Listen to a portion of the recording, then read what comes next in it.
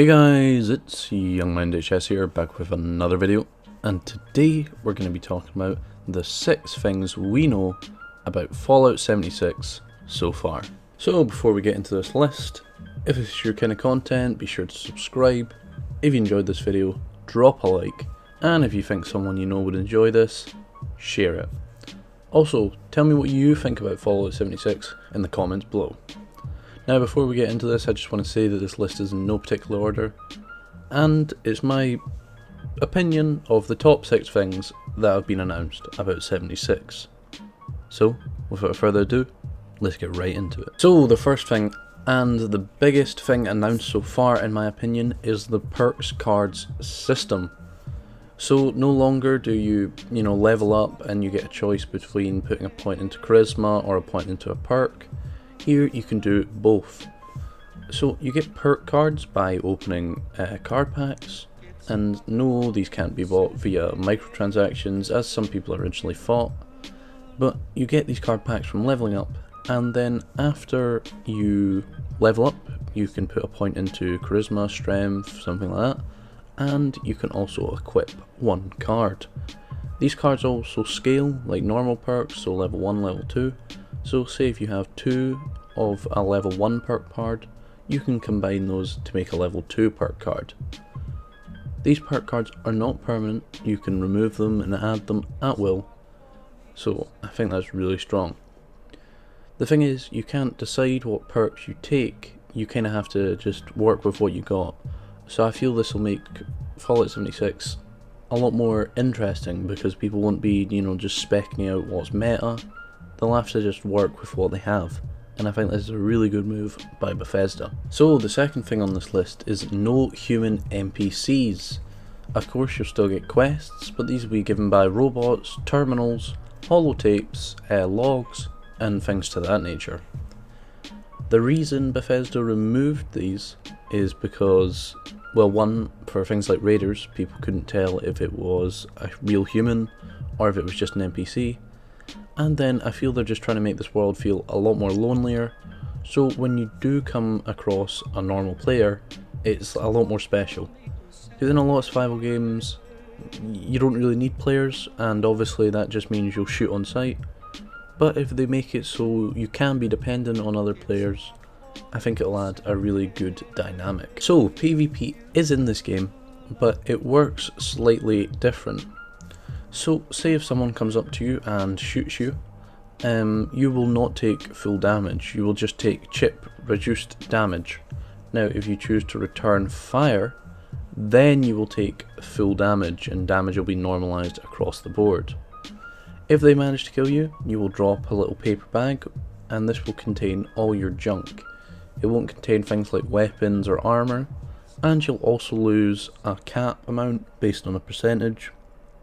I'm not exactly sure what the percentage is.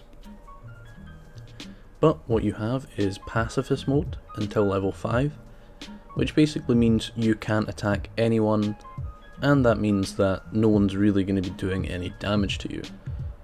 Then after level 5, it automatically turns off, but you can turn it on again at any time.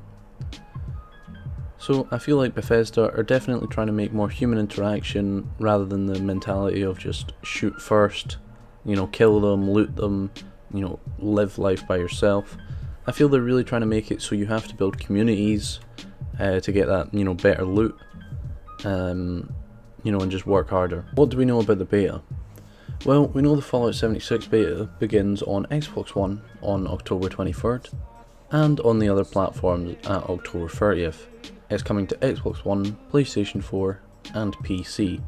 Some people are speculating Nintendo Switch because Skyrim came out on there, but I definitely think with the updated engine, Nintendo Switch just couldn't run this. Now, Bethesda did not give a specific end date for the beta, but they did say back at E3 that Fallout 76 would be coming out November 12th, so I don't know if they're going to stick to that date. That would mean they would only have around 2 weeks of beta for PlayStation 4 and Windows, and then they would have about 3 weeks of beta for Xbox One. Now as far as beta tests go, that's not that long to do all the tests you want, but especially because the servers will not be up all the time. The devs have said that the servers will be up for 4 to 8 hours at a time, and then they'll go down while they run the analysis. So this is definitely like a proper beta test where they're actually running tests, and it's not just leave the servers up so people can play. So Todd Howard has said that the world is 4 times bigger than Fallout 4. And if you know how big Fallout 4 was, you'll know that's a pretty huge game. I think this is going to lead to a pretty lonely experience, and it is going to add to that fact of how important real humans are. There's only 24 people in a server, and on a map 4 times as big as Fallout, 24 people is not a lot. So you're definitely going to be having a lonely experience unless you can find some people to group up with. Last thing on this list is the crafting system. They've added so much to this system as they want people to definitely treat this more like a survival game. The main area that they've added more is food recipes. They say they've added tons and tons of food recipes along with armor, weapon and other modifications. There is still base building from the workshop, but they said that they've added more kind of structures. So I think this is definitely going to turn it into more of a survival game rather than a traditional Fallout game. Anyway guys, this has been the list. If you enjoyed it, leave a like.